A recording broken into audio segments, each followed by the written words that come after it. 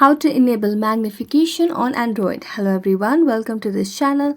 I'm Emily and I'm here to help you out today. So without any delay, let's get started. So in order to enable the magnification on Android, what you can do is simply go to the settings of your device and then scroll down to additional settings and choose accessibility over here.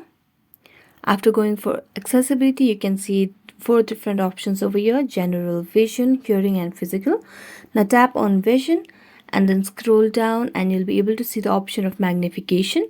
So right now it's toggled off. Now you can just toggle this on and you'll have to use the accessibility button in order to open and tap on the screen.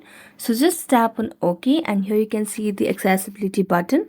Now in order to magnify, you just have to click on the icon over here of this shortcut. Now just tap on back and you'll be done. After that, what you can do is, in order to magnify or zooming, then what you can do is you can use 2 fingers to just zoom in or zoom out.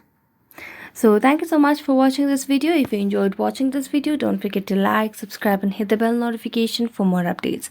That's it for today. See you next time.